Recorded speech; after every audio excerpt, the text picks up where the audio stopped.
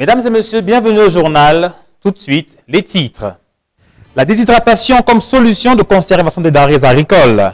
AgriTV propose de vous édifier sur ce procédé qui permet de retirer l'eau des aliments afin de les conserver plus longtemps.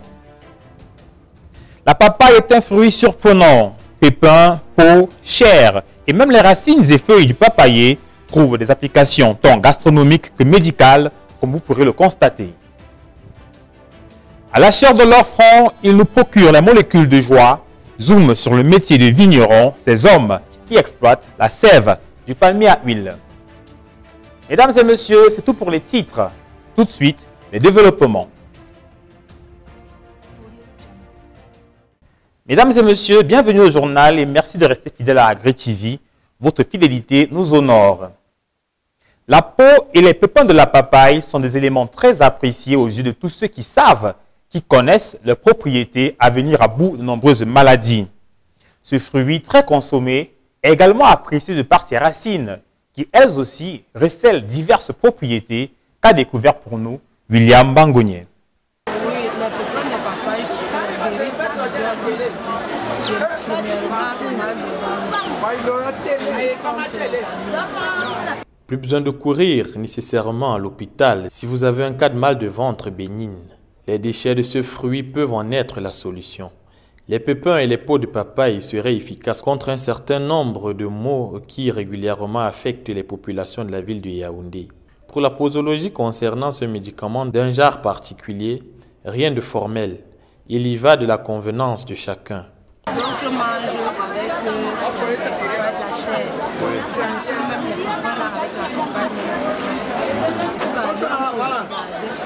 Et les amis, parce que tu ne vas pas boire ça une seule fois. Tu vas utiliser ça pour à chaque fois que le mal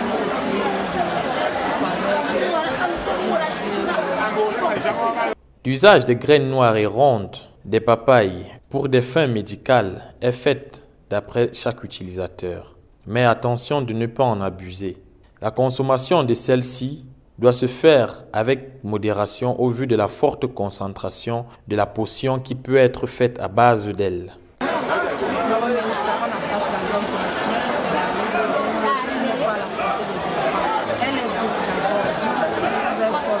Tout comme les graines de papaye, les peaux de papaye sont aussi indiquées pour le traitement de ces maladies. Pour venir à bout des maux qui sont pour la plupart causés par des breuvages et de la nourriture malsaine, les peaux de papaye sont grandement indiquées. Et ici, la guérison on la trouve sans s'interroger à propos de l'œuf ou de la poule qui est venu en premier. Sauf qu'ici, on parle du papayer et de la graine noire.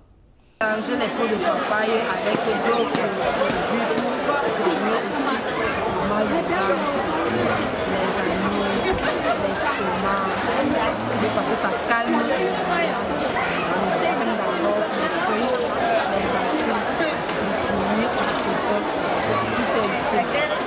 Le papayer, des racines aux fruits en passant par les feuilles, est bénéfique pour ses consommateurs dans le traitement des maladies susmentionnées. On comprend tout de suite pourquoi nos ancêtres étaient bien portants alors qu'ils n'allaient presque pas à l'hôpital. Au temps de nos grands-parents, ils n'allaient pas à l'hôpital. Déjà, la papaye en question. La papaye est donc un fruit intéressant, mais les éléments les plus intéressants sont ses pépins et sa peau. La conservation des denrées agricoles reste un problème majeur au Cameroun. En effet, les pertes post-récolte sont un fléau pour ces cultivateurs qui voient chaque année partir en fumée leurs efforts. Afin de trouver des solutions à ce phénomène, AgriTV vous invite à découvrir la déshydratation. Il s'agit de retirer l'eau des aliments et des denrées afin de pouvoir les conserver plus longtemps. Regardez. Conserver plus longtemps les aliments, c'est une préoccupation au moins aussi vieille que l'histoire de l'humanité. Pour assurer leur survie, les hommes ont toujours eu à faire des réserves de nourriture.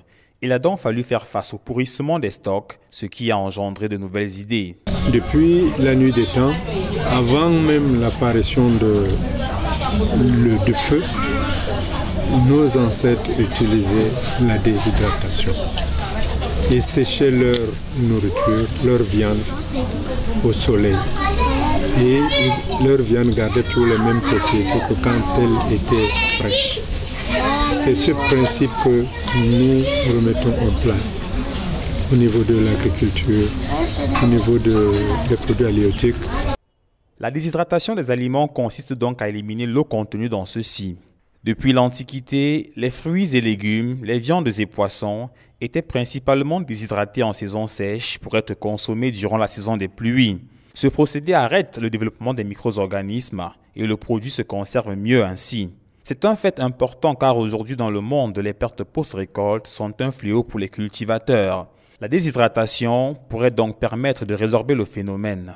Pour récupérer toutes les pertes post-agricoles, qui se chiffrent aujourd'hui à près de 30%. Nous pensons qu'avec le système de la déshydratation, nous pouvons recycler tous ces produits qui devaient se perdre et les remettre dans le circuit alimentaire. C'est pour ça que nous avons adopté le système de la déshydratation. Si le séchage et la dessiccation sont connus depuis bien longtemps, les techniques ont considérablement évolué afin de conserver au maximum les nutriments. Ainsi, le produit ne perd rien de sa valeur en gardant autant que s'il était frais.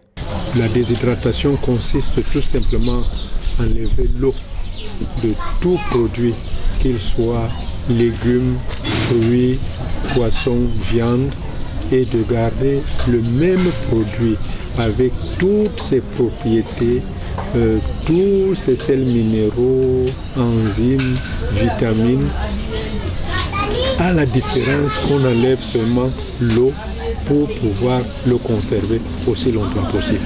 Au-delà de la conservation des valeurs nutritives, il y a également celle des goûts et des saveurs. Avec le perfectionnement des techniques, on arrive aujourd'hui à conserver l'aspect d'origine des aliments ainsi que leur texture, goût et saveur qui s'en trouvent plus concentrés. Les Camerounais s'habituent peu à peu à cette nouvelle donne. Au départ, ce n'est pas tout à fait simple, mais dès qu'on a expliqué, les gens comprennent. Et surtout, quand ils ont déjà goûté le produit, ils se rendent compte qu'ils perdaient le temps à prendre un produit non déshydraté. Parce que le produit déshydraté, compte tenu de la concentration des éléments nutritifs à l'intérieur, devient plus beau et plus bon à consommer que quand il était frais. Cette technique apparaît aujourd'hui comme une solution sérieuse pour lutter contre les pertes post-récolte. Relativement facile à mettre en place, elle ouvre également la voie à plusieurs possibilités de transformation. Libre désormais à chacun de se lancer dans l'expérimentation. La mandarine est un fruit essentiellement produit dans le département du Mbam au Cameroun.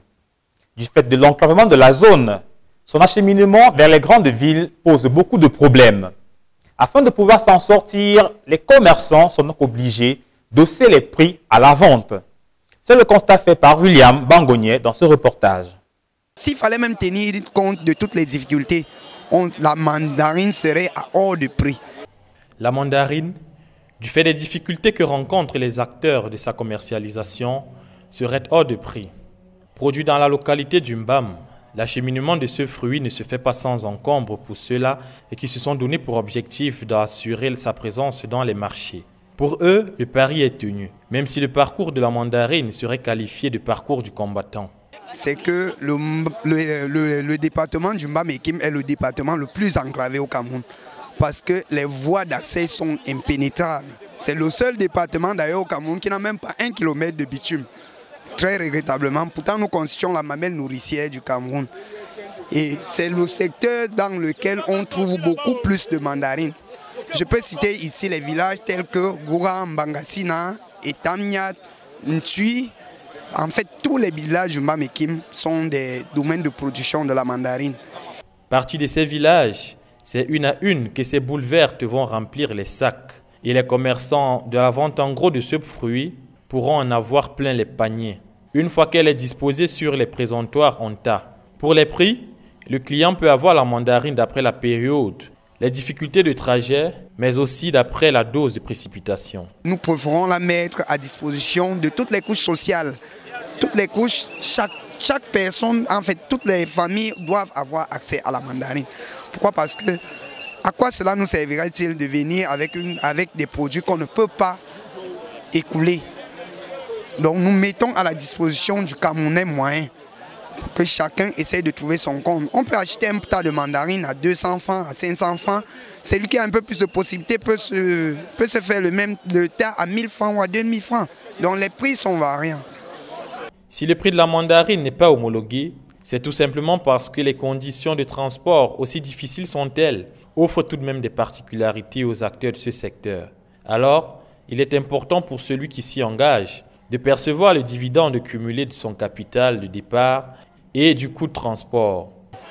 Bon, vous savez, la mandarine, c'est le vivre frais.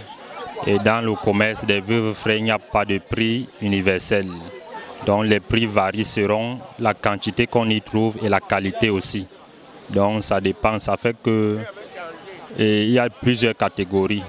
Quand on parle du prix, il y a le prix du grossiste. Donc le grossiste, c'est celui-là qui va acheter en brousse chez le planteur. Quand on arrive en brousse, parfois on achète, il y a le moment où la brouette de mandarine coûte 5 000, 7 000, 8 000, 9 000, 10 000 même. Ça dépend aussi de la qualité. Pas vous charger dans les paniers comme vous voyez là.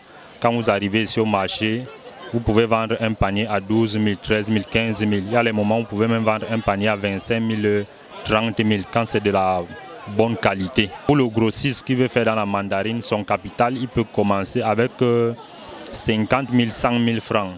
Il peut déjà commencer à aller acheter la mandarine en brousse avec 100 000 francs. Le capital pour se lancer dans le commerce de la mandarine est relativement aisé à avoir. Se lancer dans une activité comme celle-ci, c'est bien. Or, s'y lancer comme une pierre, ce serait une maladresse. Les noix ne sont pas les seuls trésors du palmier à huile. En effet, nombreux sont les Camerounais qui raffolent de sa sève, communément appelée vin blanc. Certains Camerounais se sont spécialisés dans sa collecte et son acheminement. Afin de lever un pan de voile sur l'activité, je vous invite à découvrir le métier de vigneron, ceux qui exploitent la sève du palmier à huile. Pour arriver sur nos tables, le vin de palme passe préalablement entre les mains expertes de celui qui se charge de les récolter. Le vigneron, puisqu'il s'agit de lui, parcourt des kilomètres en forêt afin de recueillir ce précieux nectar, très apprécié et toujours présent dans nos cérémonies traditionnelles. Le métier de vigneron est un travail délicat, une activité dans laquelle on n'arrive pas par hasard. Dans certaines familles, c'est une passion qui se transmet de père en fils. Parce que j'étais à l'école primaire, étant déjà à l'école primaire, et j'avais connu ça. Mais je ne faisais pas encore. Je voyais comment on faisait les oncles et tout là. Un jour, on m'envoie tailler, je suis en train de tailler là, mais je ne connaissais pas. Pour lui dire que je ne connais pas, j'étais obligé de prendre la machette et partir au champ directement. Comme ça alors, le fait de voir comment on faisait, bon, l'image m'est revenue en tête. Le fait de voir comment on faisait, alors que je me suis aussi courbé, j'ai essayé une fois, deux fois. C'est parti une fois. Un tour, c'est parti. En dehors de sa volonté et de son endurance, un vigneron n'a pas besoin de grand-chose pour bien faire son travail. La majorité de ce dont il a besoin comme outil de travail se trouve autour de lui. Que ce soit les feuilles avec lesquelles il fabrique l'entonnoir ou la ficelle pour attacher son trésor, il trouve tout sur place. Le vigneron n'amène donc que son bidon pour recueillir le vin et sa machette qui s'avère être son principal outil de travail. Si la machette n'est pas allumée, c'est toute une bagarre. Hein? Pas bagarre avec les clones. Non seulement ça ne taille pas bien, ça ne coupe pas bien, ça va laisser certaines crasses au niveau, je peux dire quoi, la tête du tronc là. Et quand ça laisse ces crasses là, parfois, ça ne permet pas en sorte que le vin puisse bien couler. Le vin blanc est diversement apprécié en fonction de la force de son caractère. Si d'autres le préfèrent nature, d'aucuns l'aiment davantage lorsque son goût est relevé par des écorces. Ces additifs n'étant pas du goût de tout le monde, c'est au vigneron qu'il revient de faire savamment les préparations, sans mettre en danger la santé des consommateurs.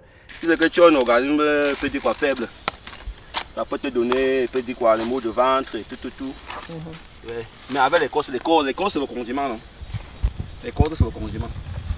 C'est comme quand une femme fait sa cuisine, là, les condiments et tout là. C'est l'écorce qui arrange tout. L'activité de vigneron n'est pas de tout repos. Il faut en général se lever aux aurores pour repasser dans la soirée car la récolte se fait 2 fois par jour. Par passage, le vigneron peut collecter entre 1 et 2 litres sur chaque palmier. La principale difficulté se trouve dans le vol de la récolte, les vignerons ne pouvant pas en permanence surveiller ses palmiers. Tu vas faire comment? Est-ce que le temps que tu vas te reposer, toi tu vas venir contrôler le plomb à si on vole, tu vas faire comment? Mine de rien, ici là, on ne connaît vraiment pas l'histoire de vol de vin en bouche.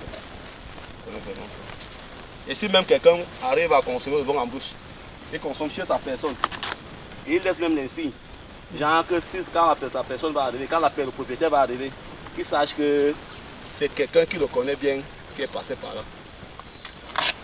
Avec toute une vie consacrée à la collecte de ces molécules de joie, pensez désormais à porter un toast à la santé des vignerons chaque fois que vous consommerez le fruit de la sueur de leur labeur. Le greffage est une technique incontournable qui permet aux plants de conserver les caractéristiques de la plante mère. Très utilisée et pourtant difficile, elle permet de garantir des productions solides avec des plantes plus résistantes. La question a été posée à certains Camerounais de savoir ce qu'ils connaissaient du greffage. Voici leur réponse.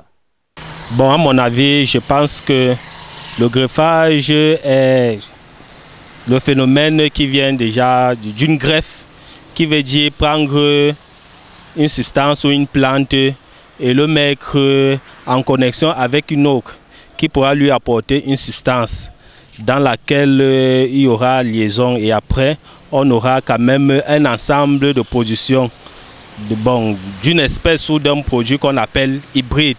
C'est-à-dire il y a maintenant caractère de l'élément A avec un caractère d'élément B qui ont donné un noyau.